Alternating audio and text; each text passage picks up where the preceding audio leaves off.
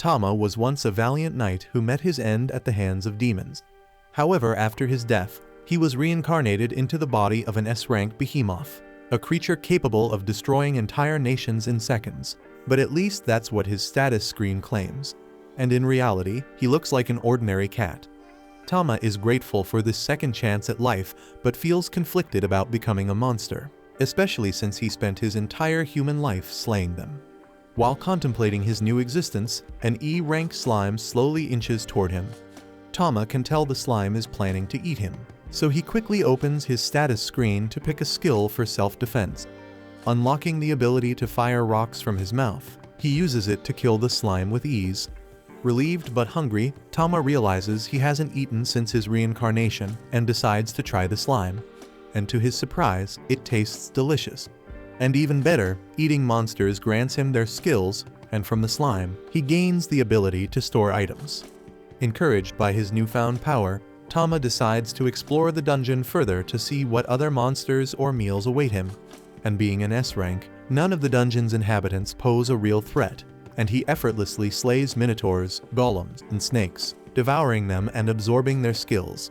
So life as a cat monster isn't so bad after all, and Tama begins to enjoy his new existence. Meanwhile, at the dungeon's entrance, a well-endowed elf girl arrives, ready to begin her adventuring day. Back with Tama, his exploration leads him to a treasure chest sitting in the middle of a room. Thrilled, he rushes to open it, excited to see a treasure in real life for the first time. And inside he finds a massive gem, but before he can celebrate, he realizes the chest was a trap. And instead of being a mimic, the trap teleports him to a hidden boss room. So now Tama finds himself perched on the back of an earth dragon. And unlike the other monsters he's faced so far, this one is also S-ranked, meaning he won't be able to one-shot it like the rest. The earth dragon then mocks Tama for daring to intrude upon her lair, vowing to end his life. But Tama, literally only an hour old in this new life, refuses to die so easily. So he retaliates with his rock attack, but it's hilariously ineffective against an earth dragon, and the rocks bounce harmlessly off her tough scales, ricocheting into the ceiling and creating a small hole. The dragon counters by slashing at him, and Tama uses his iron body skill to defend himself. But while the skill keeps him alive, the slash still leaves him with severe injuries. The dragon, impressed by his survival, declares him tenacious but still no match for her, so she lunges forward to finish him off. But in a last-ditch effort, Tama activates a newly unlocked flight skill and slashes out her eye with his tail before escaping through the hole in the ceiling. Gravely wounded and losing blood rapidly, Tama desperately tries to make it out of the dungeon to find a safe place to recover. But he's mere steps away from the exit when he collapses from blood loss.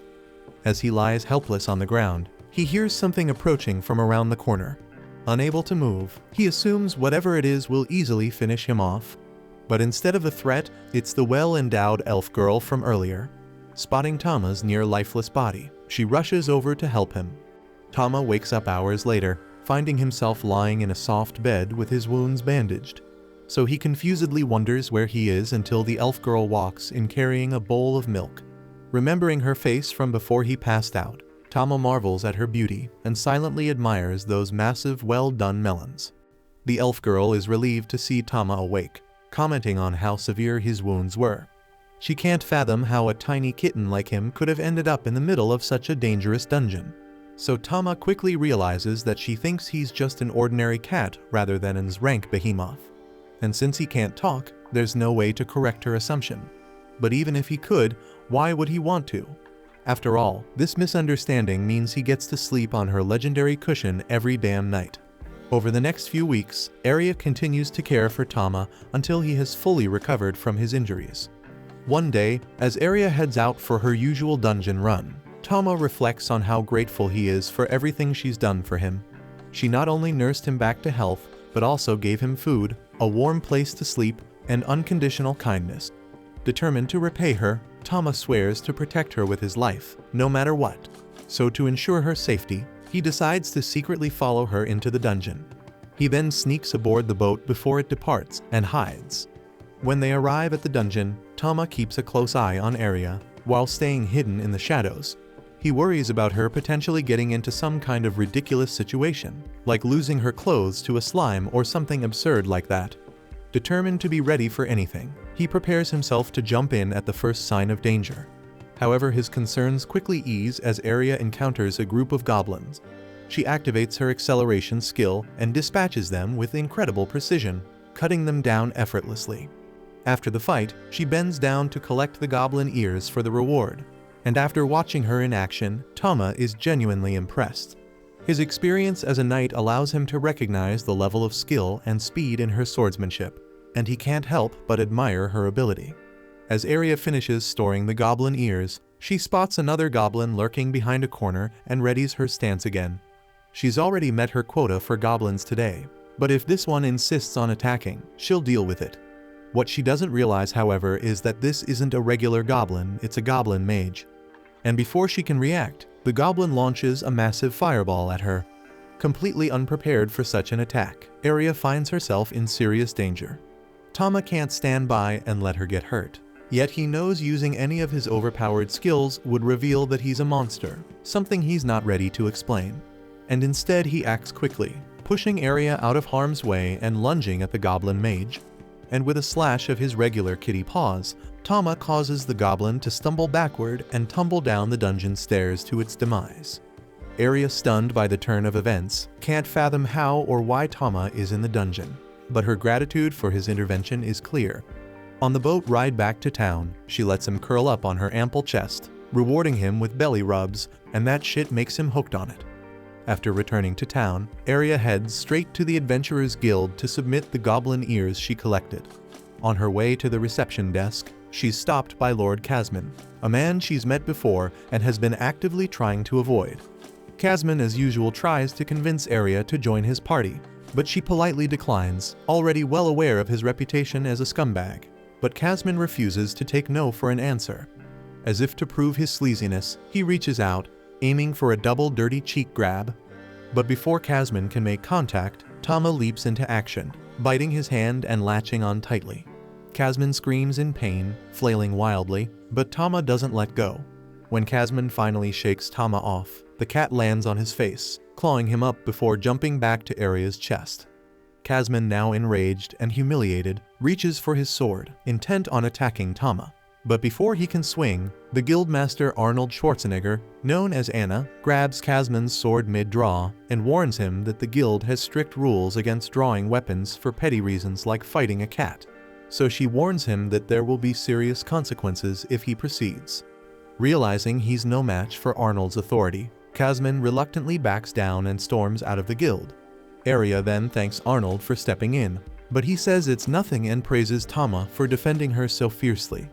Aria then heads to the reception desk, where Arnold documents the goblin ears, officially completing her quest. Afterwards, Aria sits at a table to relax and spend time with Tama, and things seem wholesome as she tickles his stomach, but the mood and the looks in her eyes take a turn when her fingers drift a little too low, grazing his more private areas. And the pervert elf looks way too damn excited about that shit. Later, Aria gets ready to take a bath and insists on bringing Tama along. Still clinging to his honor as a former knight, Tama refuses to enter a women's bath. But Aria has other plans, and despite his protests, Tama ends up in the bath with her. While they soak, Aria begins to talk about her dreams. She tells Tama about how her village was nearly destroyed by demons years ago, but the legendary sword Saint Alicia appeared and saved everyone. And since then, Aria has dedicated herself to becoming as strong and heroic as Alicia. The next day, Aria heads to the guild with Tama, and as they walk through town, Tama notices how well-liked Aria is by everyone. The townsfolk greet her warmly, showing how much they admire her. When they arrive at the guild, Aria cheerfully greets Arnold at the reception desk. However, Arnold's face turns serious as he warns her that today isn't a good day to be here and advises her to leave quickly. Unfortunately, before Aria can take his advice, Casman struts into the guild with an air of smugness. He loudly announces that after being injured by her cat, he reported the incident to the Baron, and as a result, he was issued a special order declaring that Aria's pet cat must be put down. Aria is horrified, even though she hasn't had Tama for long. He's already incredibly precious to her, and she can't bear the thought of losing him. so she falls to her knees, pleading with Kasman to show mercy. Kasman, reveling in her desperation, proposes a duel. If Aria wins, Tama's life will be spared, but if Kasman wins, Aria must agree to marry him. The terms are grossly unfair. Not only is Kasman a higher rank than Aria, but the stakes are heavily skewed in his favor. Yet with no other options to save Tama, Aria reluctantly agrees. The duel begins, and he immediately kicks Aria in the side, sending her sprawling. As she recovers, he sarcastically compliments her speed, taunting that it won't be enough to defeat him. Aria then switches tactics, throwing a flurry of daggers at Kasman. But his knife-proof cape renders the attack useless, and he easily deflects them. Kasman then closes the distance and presses forward, relentlessly striking with his sword. Aria struggles to defend herself, but is eventually disarmed, leaving her vulnerable and at his mercy. With her weapon gone, all hope seems lost for Aria. Tama watches the scene unfold, his mind racing. If he does nothing, Aria will be forced to marry Kasman. But if he steps in and uses his skills, everyone will realize he's a monster. Kasman then raises his sword, ready to deliver the final blow and force Aria to surrender. But just as he swings, Tama makes his decision to protect her and leaps in front of the blade, activating his iron body skill to block it. The force of the skill shatters the sword, leaving Kasman stunned. Tama then unleashes a powerful howl skill, sending Kasman flying into a cluster of nearby trees. And by pure coincidence, the broken sword flies in the same direction, aiming straight for Kasman's balls. And this result ensures Kasman's day goes from bad to absolutely miserable. The crowd erupts into murmurs, stunned by what they've just witnessed. Everyone knows they saw the cat use skills, something no ordinary pet could do. Tama had anticipated this moment, knowing his actions would reveal his secret. So he's certain it's only a matter of time before the crowd realizes he's a monster, and when they do, they'll likely come for him. But despite this, Tama feels no regret, because his only concern was protecting Aria, and in that he succeeded. Aria and Arnold then approach Tama cautiously, both clearly amazed. They begin discussing what Tama could be, but instead of concluding he's a monster, they convince themselves he must be an elemental cat, a rare and magical creature. Tama, stunned by their misunderstanding, can hardly believe his luck. Arnold then declares Aria the winner of the duel, and with the matter settled, everything returns to normal, or as normal as life can be for an overpowered cat, with the most legendary and comfortable cushion in the world. The next morning, Aria tries to cuddle Tama out of bed, but the playful kitten decides to nibble on her ear in a way that leaves her flustered and blushing uncontrollably. As a former honorable knight, Tama quickly decides to stop before things get even more awkward, so he jumps off the bed to walk away. However, Aria continues calling after him, her tone filled with longing, making the situation even stranger for Tama. Later, Aria takes Tama to the blacksmith's shop to visit her friend Vulcan. The moment they arrive, Vulcan's attention is immediately drawn to Tama, unable to take her eyes off the adorable kitten. Aria talks about Tama, sharing stories as Vulcan eagerly asks to hold him. Tama looks thrilled as Vulcan lifts him up, admiring his cuteness. However, Aria quickly shifts focus to the reason for their visit. She needs Vulcan to make armor for Tama. Vulcan is delighted at the idea, excited to work on something so unique and charming. So she begins taking Tama's measurements right away, promising Aria she'll create the perfect armor for him. As Vulcan gets to work, Aria bends down to whisper to Tama, asking if he's ready for an adventure. Tama eagerly agrees without hesitation, his tail flicking with anticipation. While Aria and Tama make their plans, Vulcan is laser-focused on crafting the armor, treating the task like it's her life's mission. In just under 10 minutes, Vulcan proudly presents the completed armor, and it turns out to be a masterpiece. Tama looks dashing in it, and the fit is perfect. However, Vulcan admits she's still struggling with another issue: Aria's sword. Despite reforging it over 100 times, she hasn't been able to make it any lighter, which makes it difficult for Aria to wield effectively during her quests. After some thought, Vulcan suggests forming a temporary party. This way she can observe Aria in action, watching how she swings the sword to better understand the problem and find a solution. That day, the teen dives into the dungeon, where Vulcan quickly demonstrates her strength, smashing through the hideous goblins they encounter. Aria watches with pure excitement, marveling at Vulcan's boldness and power, while Tama thinks Vulcan is both fearless and incredibly skilled. Her skills are further validated when she blocks a fireball attack from one of the monsters, using an ability derived from her smithing talents. Vulcan explains that her power allows her to wrap her armor in different elements, making her versatile in battle. Then, with the path cleared, Vulcan steps aside, encouraging Aria to take over with her sword. Their next challenge turns out to be an ugly, oversized orc. The creature's grotesque appearance is both disgusting and intimidating, but Aria attacks anyway. Using her acceleration skill, she tries to land a strike, but the orc skillfully blocks her advances. Tama then steps in, soaring through the air and activating his iron body technique to shield Aria from an incoming blow, distracting the orc just long enough. Seizing the moment Aria strikes, and eliminates the beast in a single and decisive attack. Vulcan observes Aria's movements closely and notices her longsword hinders her flow in battle, making her strikes less effective. Aria, unsatisfied with her performance, turns to Vulcan and asks for an even tougher challenge, determined to push her limits and grow stronger. Impressed by her resolve, Vulcan encourages her to advance to the next floor, promising even greater challenges ahead. Descending further, the team encounters a swarm of slimy, perverted ropers instead of massive beasts. Tama instantly grows anxious, fearing these slimy creatures will grab his mistress from all angles with their tendrils. Vulcan then warns Aria to move smartly and avoid their sticky grips at all costs. So Aria charges in with acceleration, but the ropers' speed makes them tough opponents. Her strikes fail to connect with their bodies, and one of the ropers shatters her heavy sword, leaving her defenseless.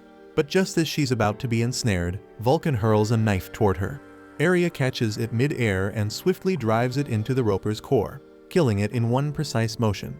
With renewed determination, she pivots to take down the next slime. And while Vulcan observes Aria's battle style, he quickly concludes that Aria's true strength lies in wielding shorter, lighter weapons instead of her heavy longsword. And in no time, Aria slices through the monster's body parts with unmatched speed, leaving Vulcan utterly stunned. She always knew Aria had skill, but she hadn't expected this level of speed and efficiency in taking down the second monster. Just as they think the battle is over, the monster splashes its goo all over Aria, coating her from head to toe, while regrowing its limbs. Disgusted and furious, Aria cringes, declaring that only Tama has permission to do something like that. Fueled by her outrage, she obliterates the creature in a single devastating move. But this time she cuts it into so many pieces that there's no chance of it regenerating. Vulcan and Tama rush to congratulate her on her incredible display of skill. But while Vulcan moves closer to offer praise, Tama, being the cheeky little kitten he is, stops halfway to steal a bit of juice from the dead monster to absorb its skill for his own use. Meanwhile, Aria, still fuming, vents her anger on the remains of the roper that had dared to splash its nasty goo on her. She relentlessly pierces its already mangled body, muttering revengeful thoughts, while Tama watches in bewildered silence, wondering if she's gone a little overboard. After the massacre, Aria opens up to Vulcan, sharing the story of her motivation for wielding longswords.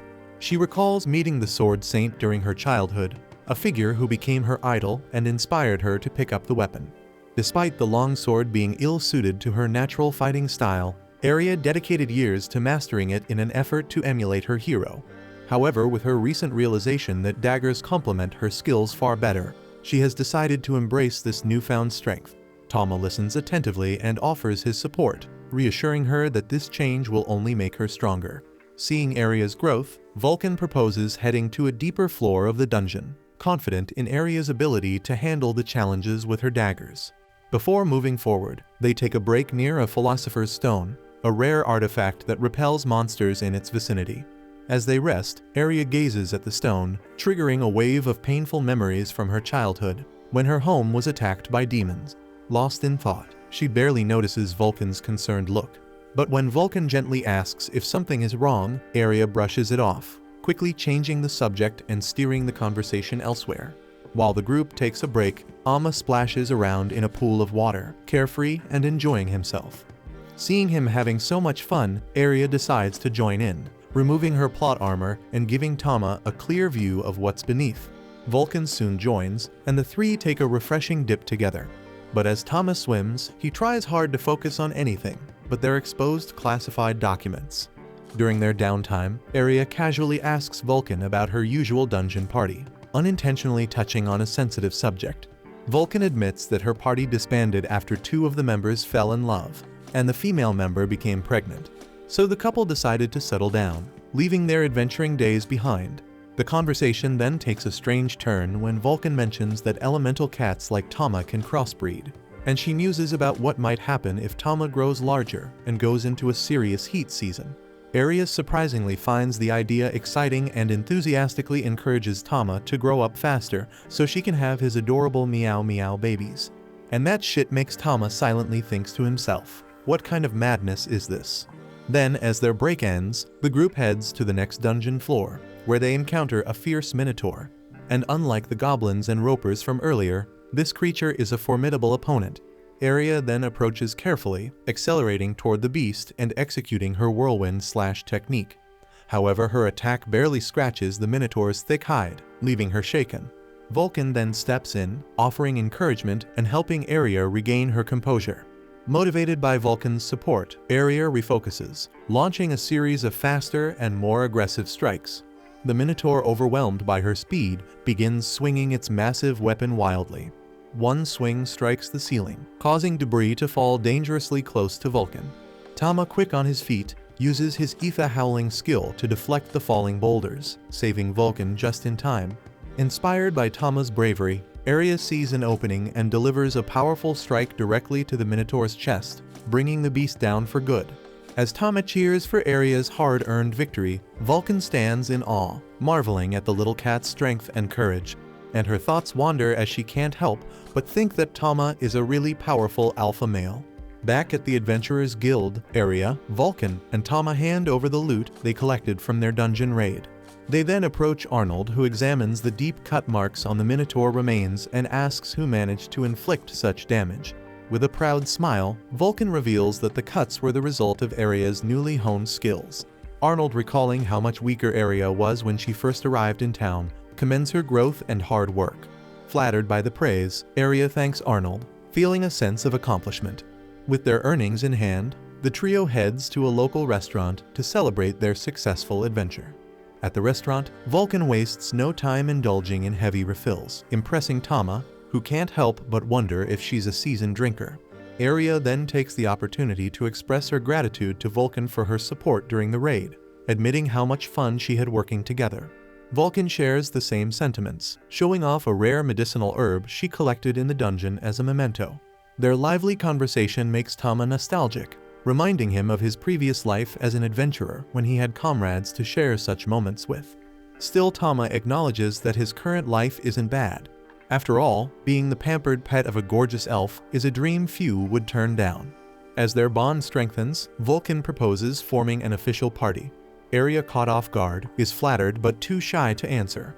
Sensing her hesitation, Tama gently bites her hand and places it on top of Vulcan's, effectively sealing the agreement on her behalf. The group erupts into cheers, celebrating their newfound partnership, and riding the high of camaraderie, they decide to order more drinks and make the evening one to remember. Later that night, Tama finds himself trapped between Aria and Vulcan's plot armor. The snug, awkward situation doesn't help him sleep, especially when he hears Aria murmuring in her sleep, mentioning something about hoping Tama doesn't get too rough. Suspicious and mildly flustered, he manages to maintain his composure. Needing a distraction, Tama checks his stats and is surprised to find he's eligible for evolution. However, evolving could transform him into a massive behemoth, potentially ending his current life with Aria and Vulcan. Choosing loyalty over power, Tama decides to remain their cherished and dependable pet. The next morning, while walking through town, Aria and Tama encounter 2 thugs harassing a young girl, accusing her of being a pickpocket.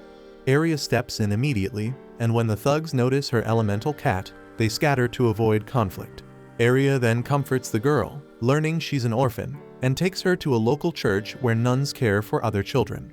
Listening to Aria's heartfelt conversation with the nuns, Tama is filled with admiration for his master's kindness and vows to support her even more than before.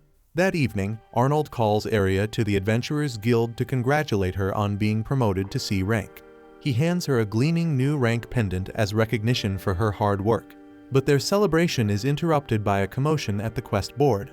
Arnold then explains that people have gone missing in Leonard, a nearby town, with whispers of demons being responsible. Hearing this, Aria's resolve strengthens. Driven by her grudge against demons, she eagerly asks for more information and declares her intention to accept the emergency quest without hesitation. Upon hearing the details of the case, Aria pressed Arnold for every detail she knew about the case. Vulcan grew uneasy at the elf's eagerness to take the lead, doubting it was within her capability. Yet Aria, unwavering, was determined to act before more people fell victim. Impressed by her determination, Vulcan offered his help, and Arnold observed that under the circumstances, a mercenary company might soon recruit the two. At that moment, a young man in a tunic stepped into the guild. He introduced himself as Cedric, and the adventurers immediately recognized him as the Duke's eldest son, renowned for his skill in managing labyrinths. Cedric greeted Vulcan warmly and assured her and Aria they'd soon fight side by side. Tama then remembered Cedric from the war called Ragnarok when humanity fought against demons. Despite devastating losses, victory was achieved thanks to a prodigious boy, the Grand Mage, who led them to triumph and earned legendary hero status. Amid the excitement, Aria grew concerned their group was too small to handle such immense threats. Arnold, captivated by Cedric's charm, reassured her, claiming Cedric could amaze anyone. As Aria held on to him affectionately, Arnold reminded her to keep such displays private. Aria curiously asked if they were a couple, and Vulcan confirmed it, leaving Tama baffled. Remaining quiet until they returned home, Tama noticed his master's unease. Understandably so, given the looming dangers of their journey alongside the hero.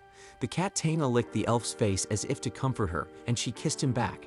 Startled by the exchange, Tama refocused as the group prepared to depart. On their journey, they encountered new allies, the silver-haired Danny, the humanoid monster Howard, the fiery red-headed Kini, and Marietta.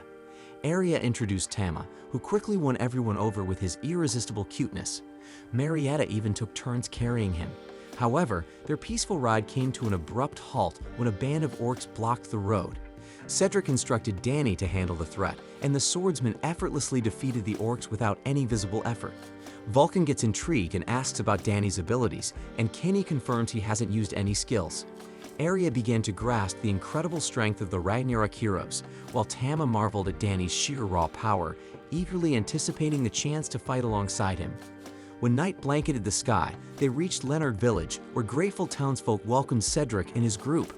One villager revealed that many locals had mysteriously disappeared, with a search party lost in the ruins and another girl abducted the previous night.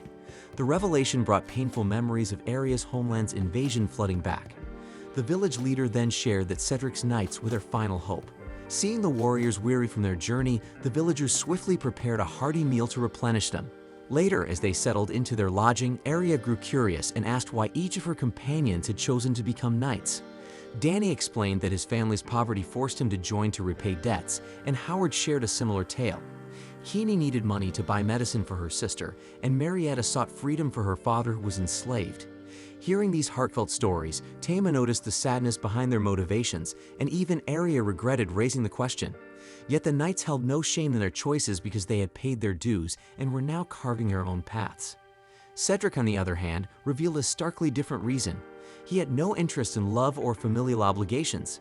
As the Duke's son, he joined the Order because he lacked a greater purpose and discovered joy in slaying monsters. His bluntness didn't sit well with everyone, but no one challenged his perspective. After dinner, it was time to bathe. While the girls relaxed, the boys, overcome by youthful mischief, tried sneaking a peek.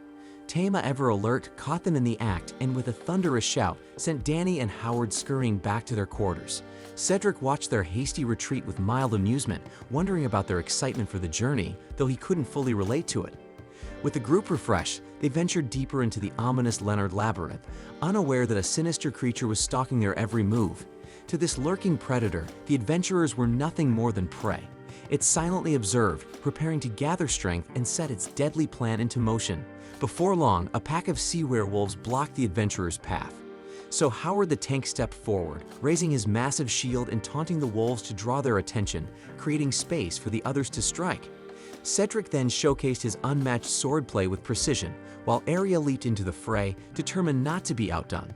Tama, observing the armored werewolves, considered unleashing a powerful roar, but opted for a water-based attack instead.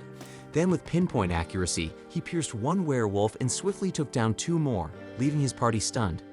The hidden monster, watching from the shadows, was shocked at how quickly his wolves were defeated, especially by Tama, who seemed to wield elemental power.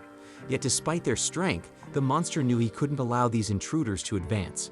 Readying himself, he prepared to escalate, either by deploying more weapons or stepping in personally. Back with the heroes, everyone was awestruck by the elemental cat's abilities. Aria, utterly captivated, openly expressed her admiration, even suggesting she wouldn't mind being subdued by Tama's strength. Though he found her words peculiar, Tama resisted his animal instincts, reminding himself that Aria was still his master. They soon arrived at a chamber filled with an oppressive, crushing atmosphere, so Cedric raised his hand, halting the group. Then from the shadows emerged Beryl Astaroth, the labyrinth's master. He declared that their journey would end here, revealing himself as a surviving demon seeking vengeance for his fallen kin. Danny immediately accused Beryl of targeting Leonard Village as an act of revenge, but the demon dismissed the accusation, claiming that Leonard was just the start of a far greater plan. Then with a sinister grin, he summoned a group of trolls to attack.